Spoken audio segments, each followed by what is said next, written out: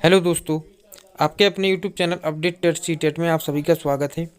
दोस्तों, अभी हमने देखा था बाल विकास से जो शिक्षण शास्त्र का जो सॉल्यूशन देखा था दोस्तों, यूपी टेट 2022, जो कि आपका 23 जनवरी 2022 को आपका जो यूपी टेट एग्ज़ाम हुआ है, उसका दोस्तों आपका पार्ट 2 यानी हिंदी का दोस्तों पेपर 1, इसमें हम देखेंगे। देखिए, आपके जो 30 प्रश्न हैं हिंदी के, यह सब इसमें हम डिस्कस करेंगे और जो इसका हल है वह आप मिलान कीजिए आपने कितने सही किए हैं।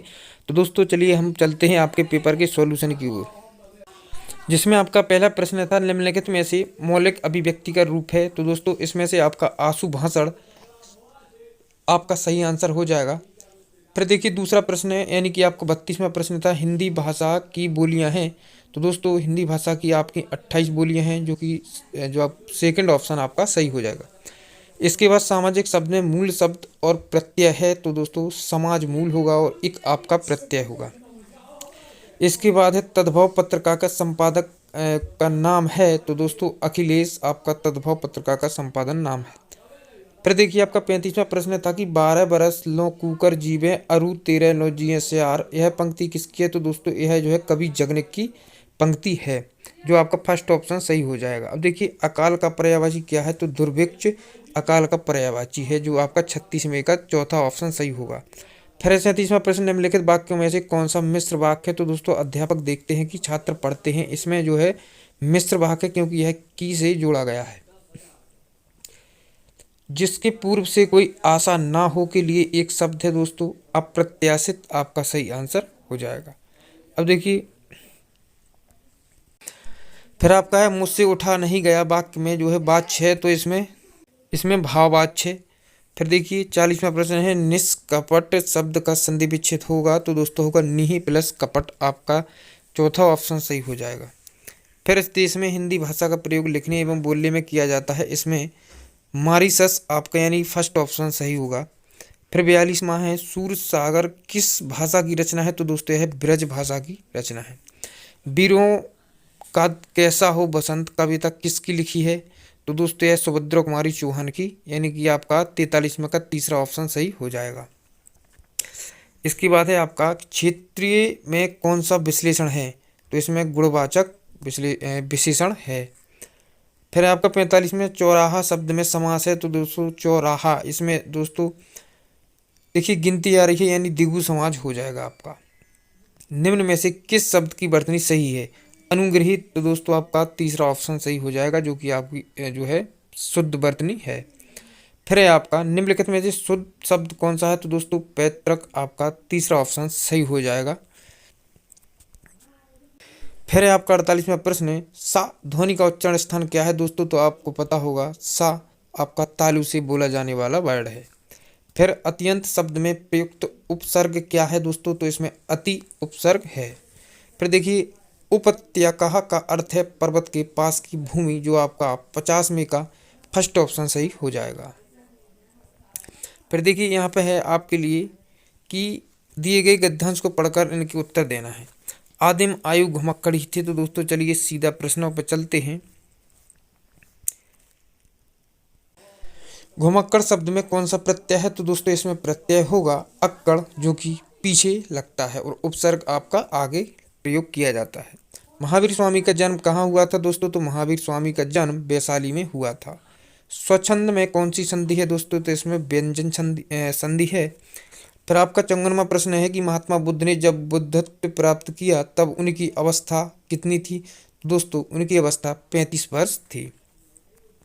अब देखिए श्रुत धर्म का क्या अर्थ है। तो दोस्तों श्रुत धर्म है वह जो है वैदिक धर्म का इसका अर्थ माना जाता है। तो आपका जो है फर्स्ट ऑप्शन सही हो जाएगा। 56वां प्रश्न है दोस्तों आपका कि अंग का उच्चारण स्थान कौन सा है। तो नासिक, यानी कि नाक से स्वर, यानी कि नाक से ध्वनियाँ निकलती हैं, जो हवा है वह नाक से निकलती है, यानी कि अंग का जो उच्चारण स्थान है आपका नासिक सही ऑप्शन, यानी कि चौथा आपका सही ऑप्शन हो जाएगा। 57वां प्रश्न है कि 4 गज मल जो है मल में कौन सा विशेषण है। तो इसमें दोस्तों परिमाण बोधक विशेषण है। फिर 58वां है कि समास का विलोम क्या है। तो दोस्तों समास का जो विलोम होगा वह होगा व्यास, यानी कि चौथा ऑप्शन सही हो जाएगा। शून्य का तत्सम रूप क्या है दोस्तों? तो शून्य का जो तत्सम रूप होगा शून्य। आंख की किरकिरी होने का अर्थ क्या है? तो दोस्तों जो है इस प्रश्न का आपका आंख का किरकिरी होना, अप्रिय लगना भी सही हो सकता है, कष्टदायक होना और बहुत प्रिय होना, धोखा देना, यह तो नहीं दोस्तों। इसमें आपका चौथा ऑप्शन सही होगा, अप्रिय लगना। अब इस वीडियो में हम देखेंगे भाग 3 यानी पार्ट 3, जो कि आपका भाषा सेकंड यानी संस्कृत लैंग्वेज का है। दोस्तों इसमें आप मिलान कीजिए आपने कितने प्रश्न सही किए हैं। चलिए हम चलते हैं आपके प्रश्न नंबर 61 की ओर। मैं ऐसा मानता हूँ का अनुवाद है अहम एवं मानिए। तो दोस्तों इसमें आपका 61 का तीसरा ऑप्शन सही हो जाएगा। फिर देखिए मैं बाजार जाता हूँ का संस्कृत में कर्मवाच्य वाक्य क्या होगा? तो इसमें होगा दोस्तों मया आपणम गम्यते। फिर आपका देखिए 63वां पच धातु का कुत प्रत्यय लगाकर रूप बनेगा, तो इसमें पक्वा बनेगा। पंचनबंती संख्या है, तो दोस्तों यह आपका 95 सही यानी कि तीसरा ऑप्शन सही हो जाएगा।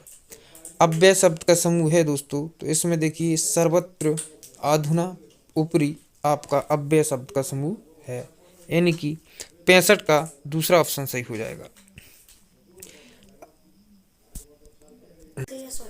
बाह्य प्रत्ययों की संख्या है, तो दोस्तों इसमें आपका बाह्य प्रत्ययों की संख्या 11 यानी कि दूसरा ऑप्शन सही होगा। मनोरथ का उदाहरण है, तो दोस्तों इसमें मनोरथ किस संधि का उदाहरण है? तो विसर्ग संधि का, क्योंकि आपको जो है विसर्ग लगा हुआ है। फिर देखिए दान के कर्म द्वारा कर्ता को संतुष्ट करने वाला संप्रदान कारक का सूत्र है, तो इसमें आपका कर्मणः यम भी प्रीति सात संप्रदान आपका जो है तीसरा ऑप्शन सही होगा। अंतःस्थ वर्ण में कौन कौन से हैं? तो दोस्तों या रा ला व आपके अंतःस्थ वर्ण हैं। 70वां है कि मुझे संस्कृत अच्छी लगती है, तो दोस्तों इसका संस्कृत में अनुवाद होगा मैं जो है मयम संस्कृत रोचते, तो आपका दूसरा ऑप्शन सही हो जाएगा। संस्कृत साहित्य में किस कवि की रचना को विद्वेष धर्म कहा गया है? तो श्री हर्ष की रचना को कहा गया है, यानी कि 71 का फर्स्ट ऑप्शन सही होगा। फिर देखिए 72 से 74 प्रश्नों के सही उत्तर दीजिए।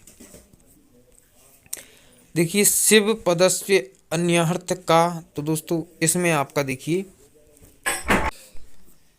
73।